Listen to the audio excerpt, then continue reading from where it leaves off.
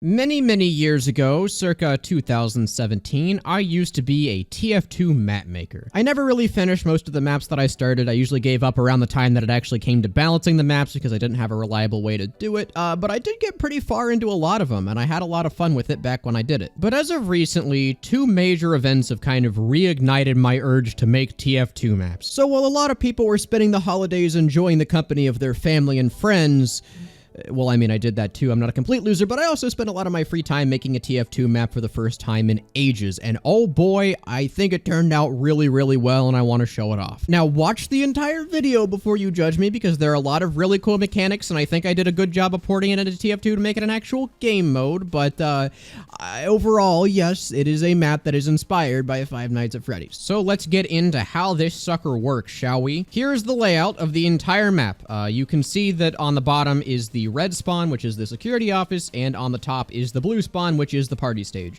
Everything in between there I'll get to in a bit. It's just where all the quote-unquote animatronics, aka the attackers, can explore in their venture to get to the office. While I did have to make some concessions to make interesting areas, I try to make everything as close to what you would find in like an actual pizza place or restaurant as possible. But you have rooms like a kitchen, the storage room, which is filled with like boxes and stuff, the electric/maintenance room, which handles all the animatronics. I don't know what this would even serve. I needed a room that serves this purpose, and you'll see why in a minute, but that's cool. You have the decrepit basement with flooded floors and, I don't know, a bunch of random other garbage in there. Numerous ventilation systems that keep the entire facility aerated, and most importantly, the security office, where the security guard sits and monitors all of the happenings that are going on. Minus some fantastical elements, overall grounded stuff that you would find at a real restaurant, which is what I was trying to keep everything grounded in. But by far the coolest part of the entire map is the camera system. The camera system uses the newly added support for funk monitors, which basically lets you point a camera, like a simulated camera, at anywhere on the map, and this little square will display whatever's happening in that area in real time. You can see that the currently displayed thing is the party room, and if I go over to the party room and spawn a skeleton-looking dude, we can go back to the camera and see that, yes, in fact, this skeleton-looking dude is on the camera, and he's also doing his little idle animation. So yes, the camera system is what originally inspired me to make a FNAF themed map in the first place. This was actually something I've wanted to do since about 2015 when FNAF came out and I was getting into map making. I said, hey, wouldn't it be cool if there was a way to like have cameras that you could view random parts of a TF2 map? And apparently, yeah, this has been in the game for quite a while, but it just now works. I never thought they would actually update it to work. This is not the only camera that works, of course. You can view the storage area, which again is pretty straightforward, just a good top-down view of everything that's happening in there. You have the kitchen camera, the basement camera, the maintenance camera, and the vent camera. Now, why there's a camera in the vent will make sense more when I get into how the game is supposed to be played, or how I think it will be played.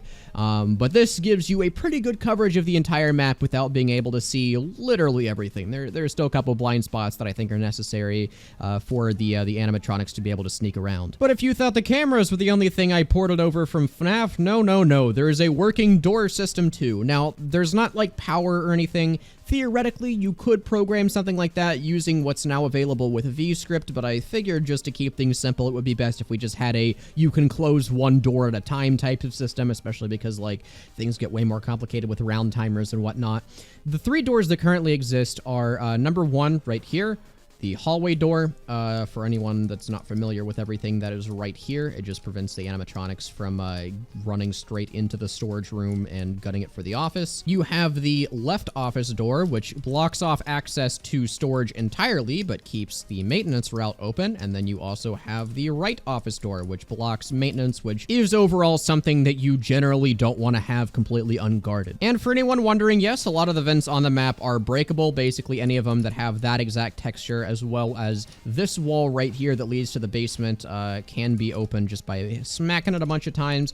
The reason that I've done this and have bothered including this at all are because, number one, it's freaking rad, And number two, it also gives the security guards a good way to know exactly where the spies have been. Also, in addition to a vent going from the kitchen to the maintenance office, you have a vent that connects the maintenance office to the storage room. The reason that I did that is because of a request from people who were playtesting the map a while ago, where people would run all the way into maintenance and then the guards would see them and close the door, and then they'd have to run all the way back, and it was just really annoying. So this way there's a shortcut if you get blocked off by a door where it forces the guards to act a little bit quicker, and they can't just like keep cheesing out the animatronics by closing random doors every time they see them approach. But eagle-eye viewers may have noticed that yes, there's a fourth button on the control panel here that does not go to any of the doors that I just mentioned.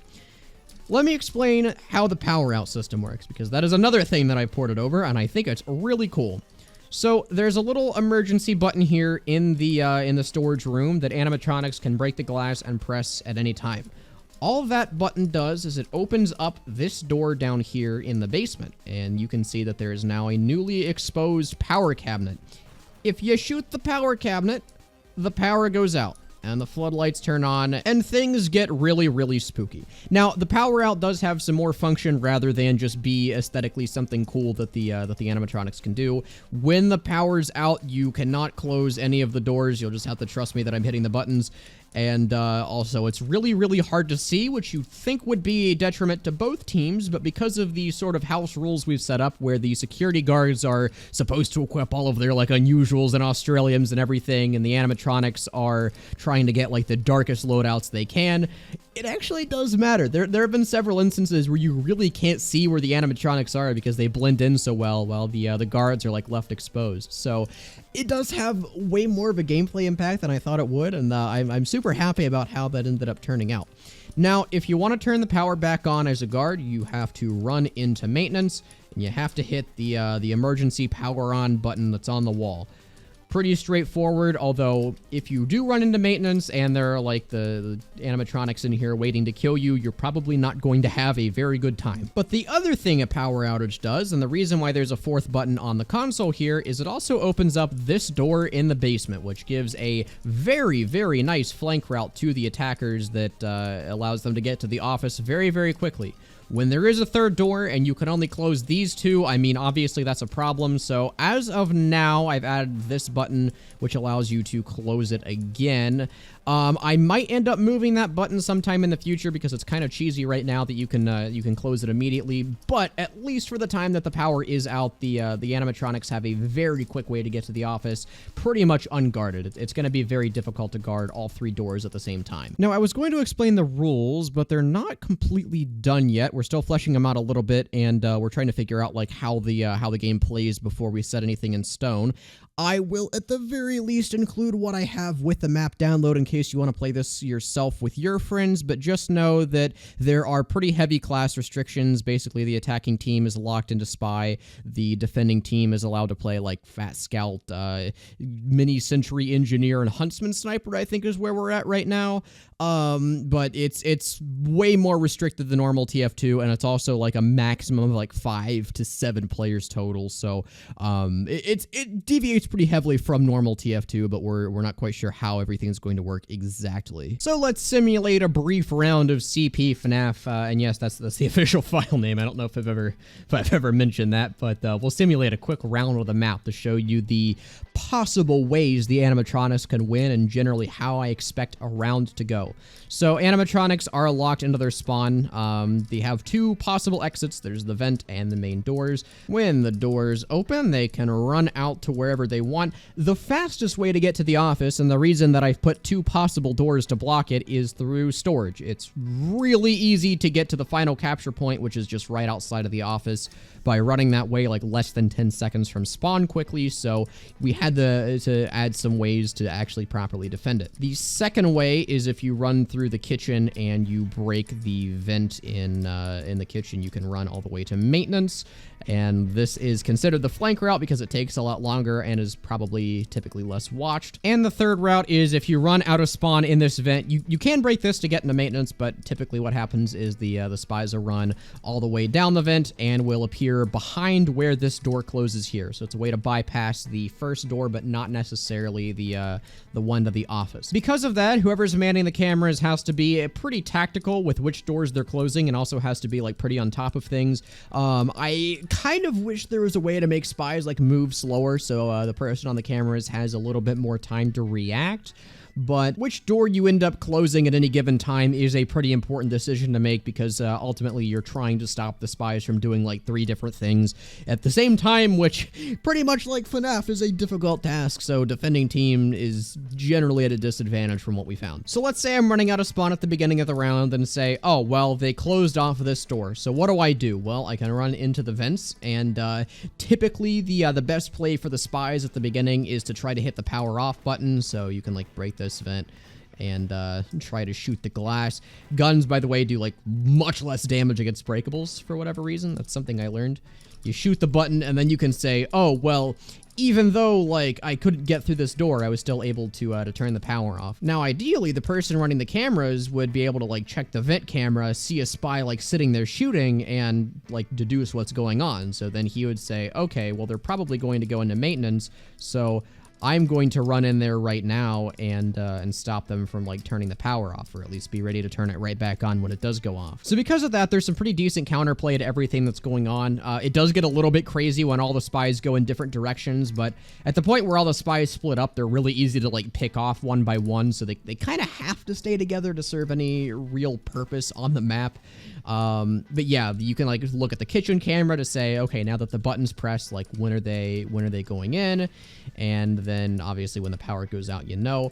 But yeah, the spies have 6 minutes and 30 seconds-ish to manage to get in front of the office to cap. And much like real Five Nights at Freddy's, once an animatronic has stood outside the office for long enough, the doors open up and then they can go and, I don't freaking know, jump scare the person inside. So, unintentional porting of the game mechanics just based on where stuff was placed, but overall I think it's turned out really well.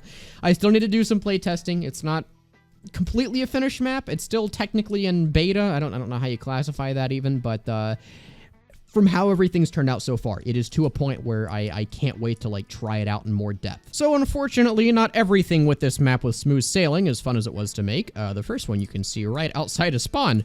Source does not handle dynamic lights very well.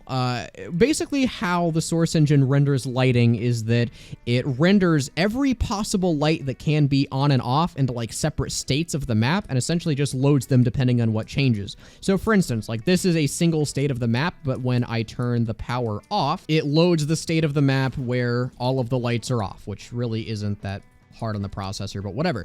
But then when the floodlights come on, it loads another state of the map where everything is red and there are more shadows. And while all of those work well individually, because there are so many styles that have to be applied to like each face, what ends up happening is you have like really janky dark shadows, and from what I've seen, there's no way to fix that, which is unfortunate, but I don't know. It's just something that I have to deal with. I can't really ask the Source engine to do that much functionality and also work perfectly. Something I can't simulate right now, but you'll have to trust me on, is that the cameras, while they're fine as they are in single player, the cameras do not like a lot of people being on the screen and updating positions at the same time. They are a little bit laggy. One person runs perfectly fine at like 60 FPS. 2 people slows it down to about 30, and basically each new person that goes onto the screen halves the frame rate.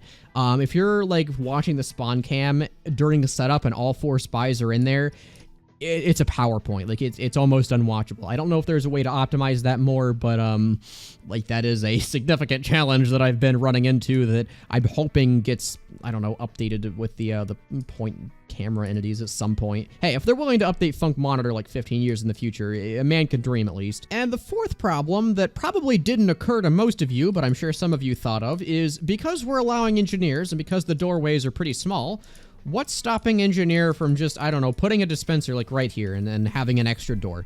Well, theoretically nothing. I like the engineer having the ability to like selectively block off certain parts of the map that don't have like dedicated doors just by putting some kind of building, or at the very least if you put like a mini sentry down and people can jump over it, then like it getting sapped is a pretty good indicator that someone's there, so it gives you a heads up at least. But I also decided to add no builds to the parts of the map that are completely stupid if you put dispenser down. Like, for instance, let's say my plan was I wanted to close this door right here, and then I wanted to put a dispenser, like, blocking off the office right here. Just pretend there's a dispenser there. What can the spy really do? Because even if they take the vent to flank, like, they can't even get in. So there isn't really any way to, like, turn off the power at that point. So we did have to, like, block some of the excessively stupid engineer spots, also right here, because it's like, yeah, even if you go through the process of turning off the power, it's like, what's the point? But everywhere else you can jump over. Like, if I put a dispenser in this area right here, which, by the way, the dispenser is really the only building that actually has the height to completely block a door. So if I put a dispenser here, they can just jump over it and crouch walk, which, I mean, isn't a huge issue. I could put a dispenser here, but again, you only really have one building that fully blocks everything, so I think having some sort of ability to do that is fine. And yeah, you can't put it, like, right here either. The blocking maintenance is a little stupid. Although I did let people put it, like, directly inside of maintenance, because it's, again, a lot easier for the spies to destroy without the engineer noticing. And if they turn off the power, I mean, you have to destroy it yourself anyway to get through, so it's not the end of the world. We'll see. We still need to do some more play testing, but that's kind of the state of where engineer balancing is at right now. But yeah, this map was a lot of fun to make. I basically decided to spend like a couple weeks just not working on any YouTube related stuff. And I originally wasn't even planning on showcasing this map like in a video or anything. I was just doing this as a passion project. But after seeing how everything turned out, I decided, you know what, this would be a waste to not actually show anyone, so I might as well flex my mediocre hammer skills on the general public, especially, like, I don't know, it's just, everything turned out so well. If you want to download this map and all of the variants as it is, I'm going to put the beta versions, at least, on the Patreon. I'll release it on, like, Game Banana once it's completely done, but if you want to play it with your friends until then, it is there if you want it. So thanks for stopping by and checking out some of the stuff I've been working on outside of YouTube for the most part recently. Also, I'll give a huge shout out to the numerous amount of people who went onto my Discord profile, saw that I was working on CP Hammer, and asked me if I'm alright. I can assure you I am doing fine. Oh, and I guess I should address that too. CP FNAF is a placeholder name. I was not planning on keeping that for the final release. I couldn't think of anything better that's like TF2 related and whatnot, but if you have any ideas for what I could call this, it doesn't really matter. Again, just something that gets the point across that's not strictly FNAF related. Let me know. I'll maybe like use the top comment or any of them that I find. And if I like your name well enough, you'll get a piece of great blue history. Who knows? So let me know what you think this map should be called. And also if you have any issues with the layout or like the rules that I've set up or any ideas of how to improve it, that's always welcome as well. And most importantly, have a good one.